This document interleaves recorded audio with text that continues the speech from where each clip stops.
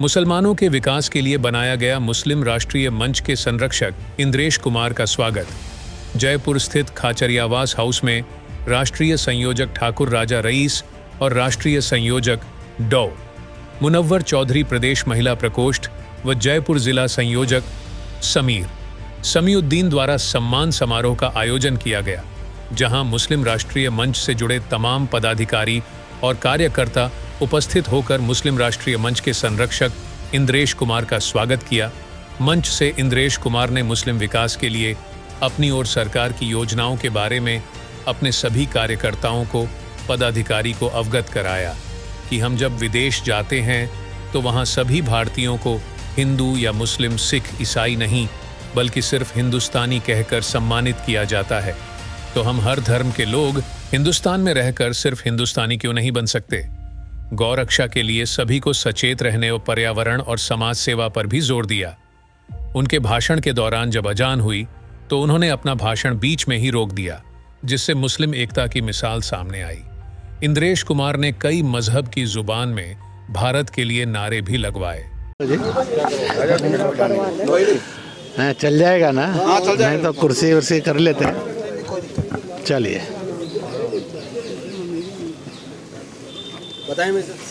क्या हाल है? बोलिए, आप लोग पूछिए। सम्मान से नवाजा है आप लोगों को। ऐसा है, मुस्लिम राष्ट्रीय मंच 23-24 वर्ष का एक बहुत बड़ा मूवमेंट है। उसमें सेवा की और पर्यावरण की दृष्टि से गौ प्रकोष्ठ, गाय काटेंगे नहीं, गाय कटने नहीं देंगे, गौ मांस खाएंगे नहीं, गौ मांस बेचेंगे नहीं, गौ मांस खरीदेंगे नहीं, बल्कि गौ का पालन करेंगे। क्योंकि दुनिया के अंदर कोई भी मस्जिद ऐसी नहीं है जहां गौ कटती हो, गौ मांस बेचा जाता, खरीदा और खाया जाता हो, उसको अपराध माना है। स्वयं रसूल ने कहा है, गौ के मांस में बीमारियां हैं, इसका दूध और घी शिफा और इलाज है, इसलिए उन्होंने अपने खाने में से उसको हटवा कर संदेश दे दिया था। मुझे मानने वाला अगर मुसलमान मानता है सच्चा, तो वह गौ काटने और गौ मांस खाने का काम नहीं करेगा। इसलिए गौ सेवा बढ़े, इसलिए गौ प्रकोष्ठ, पर्यावरण बढ़े, प्रदूषण जाए। क्योंकि कहावत है, जहाँ होती है सफाई वहाँ रहती है खुदाई। स्वच्छता चाहे दिल दिमाग की हो, चाहे शरीर की हो, चाहे बाहर की हो, उसके अंदर, स्वच्छता के अंदर एक किस्म से शांति का, विकास का, प्यार का वास रहता है। इसलिए कहते हैं कि सफाई में खुदाई का वास रहता है। इसी के साथ साथ इस बात को भी सुनिश्चित करना, जो गरीब है, दुखी है, पीड़ित है, कमज़ोर है, असहाय है, निर्बल है, दिव्यांग है, उनको प्यार करें, सम्मान दें और मदद करें। यही मदद स्वर्ग का, जन्नत का रास्ता बनती है। इसलिए दुत्कारें नहीं, दुखियों को गले लगाएं, दुखियों का सम्मान करें, दुखियों को मदद करें। इन्हीं विषयों को लेकर, और हम कौन हैं, हम सब किसी भी जात के, किसी भी मजहब के, किसी भी जुबान के, किसी भी और सूबे के और किसी भी पार्टी के रहने वाले होंगे, मानने वाले होंगे, पर हमारी पहली और आखिरी पहचान और सतत पहचान है, हम हिंदुस्तानी, हिंदुस्तानी, हिंदुस्तानी। इस प्रकार से सब जिएंगे तो देश दंगा मुक्त होगा, छुआछूत मुक्त होगा, प्रदूषण मुक्त होगा, नारी के शोषण से मुक्त होगा। वह इसी के साथ साथ जो गरीब दुखी हैं उनकी मदद करने वाला देश बनेगा।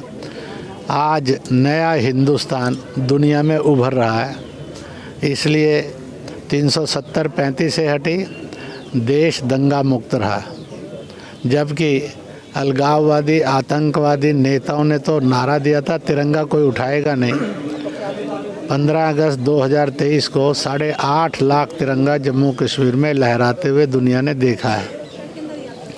इसी प्रकार से और इस देश के अंदर यह बात भी सुनिश्चित हो कि यह देश आज इतना है कि राम जन्मभूमि पर फैसला आया, भूमि पूजन हुआ, अब प्राण प्रतिष्ठा हुई, देश में कहीं कोई दंगा नहीं हुआ। ज्ञानवापी पर कोर्ट ने फैसला दिया, भड़कने भड़काने वाले लोगों ने बहुत कोशिश की, पर सब शांति से घट रहा है। आज देश के अंदर एक वातावरण बना है कि समस्याओं का समाधान झगड़े, आंदोलन, धरने, हड़ताल, मारपीट, पत्थरबाजी, गोलीबाजी से नहीं, बल्कि संवाद से करो या न्यायपालिका से करो।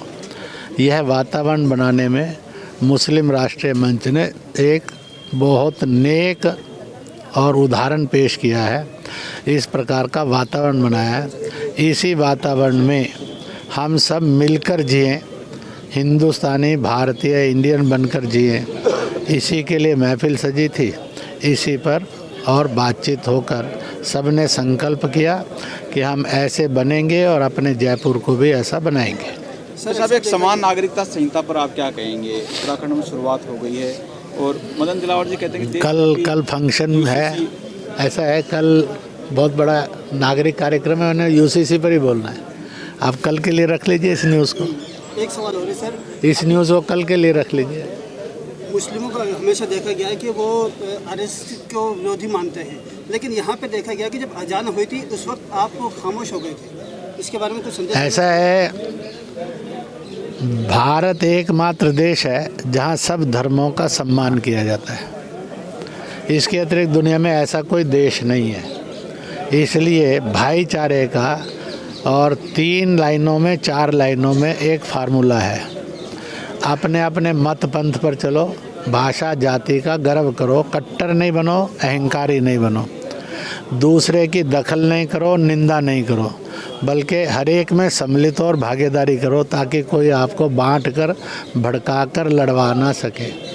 इस रास्ते पर चलेंगे तो अपने आप, और यह आपको दिखाई देगा। इसलिए लोग कितना भी आरएसएस के खिलाफ भड़काएं, आप ही देखिए पिछले 10-15 साल के अंदर जयपुर में कितने बड़े बड़े छोटे कार्यक्रम हुए हैं, परंतु कभी भी किसी ने आकर इसमें दखल देने की कोशिश नहीं की, क्योंकि यह धर्मांतरण नहीं, कट्टरता नहीं, हिंसा नहीं, दूसरे के धर्म की निंदा नहीं, बल्कि सब धर्मों का सम्मान, यह करैक्टर भारतीयों का था, हिंदुओं का था, है। इसलिए आज जब इस करैक्टर पर चलने के लिए आगे बढ़े तो लोगों को लगता है कि आरएसएस, संघ परिवार, बीजेपी, बीएचपी की अप्रोच हमें गलत बताई गई थी। हमें आज सीधा मिलने पर सत्य और सही पता लगा। आज यहाँ नकवी साहब और ऐसे कई लोग आए हुए थे, उन्होंने भी कहा कि हमारे दिमाग में जितनी गलत फहमियाँ थी आज दूर हुई। अच्छा, कल कहाँ है भाई साहब? ऊपर से बीच में काटो।